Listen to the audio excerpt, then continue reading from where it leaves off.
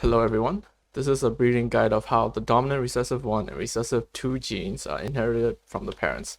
Basically the exact order and chances of how each stage of the gene selection takes place and how the genes get selected at each stage. So a lot of us already know how R1 and R2 genes affects the gene outcome of a child axie, but we don't know how exactly the gene is individually selected. And this video is about how each gene is individually selected at each stage, where there's like a coin flip between each parent every time each individual gene is chosen. The dominant genes gets chosen first, then the recessive 1 gene, then the recessive 2 gene. So this is a more in-depth guide on how each gene is selected at each level.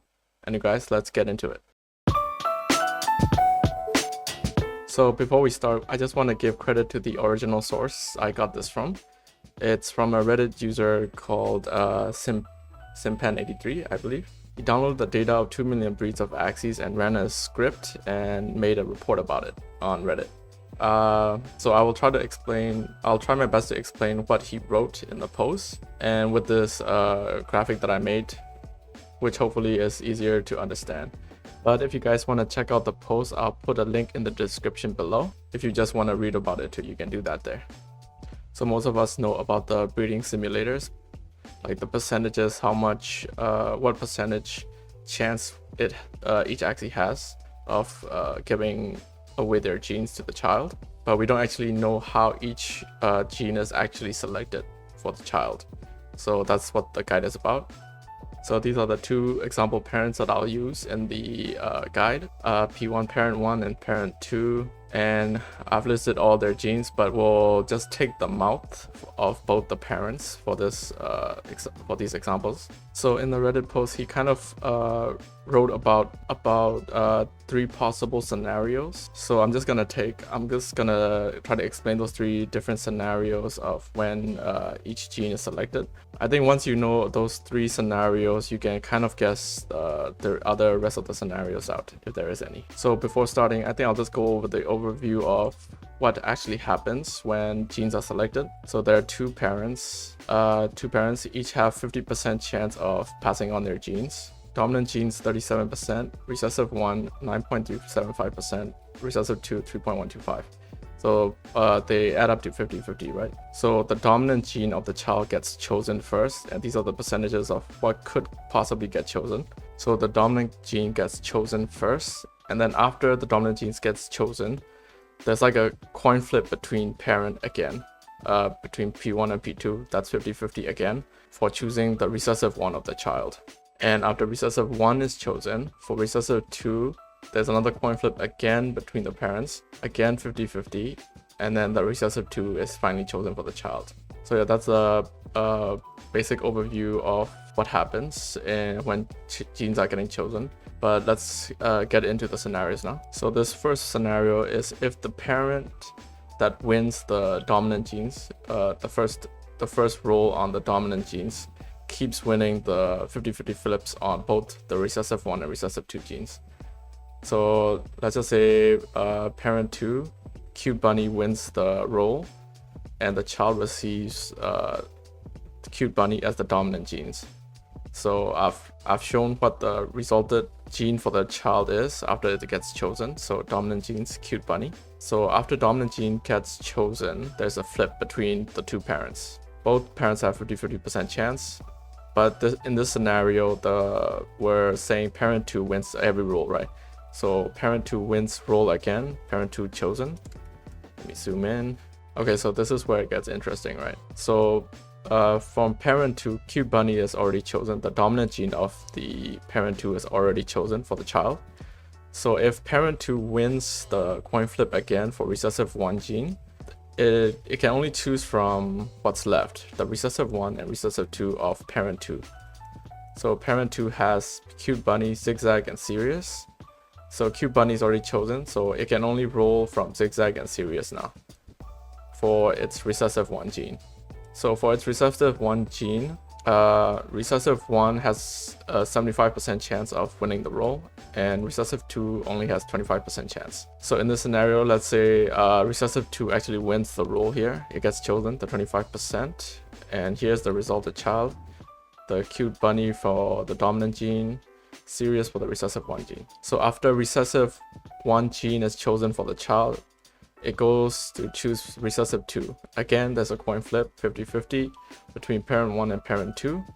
And in this scenario, we're choosing parent 2 again. Let's say parent 2 gets chosen again, but for parent 2, dominant gene, cute bunny, and both Sirius cute bunny are chosen already, right? It only has 1 gene left to be taken.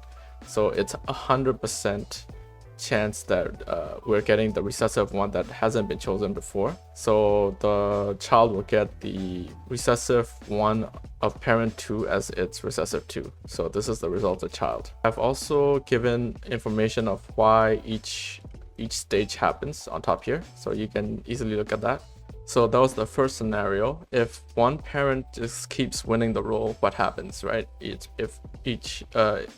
In each coin flip, if that parent keeps winning. So that's scenario 1. Let's get into scenario 2. Scenario 2 is if the parent who doesn't win the dominant genes wins the recessive 1 and recessive 2 coin flips. So in this scenario, let's just take cute bunny again of parent 2.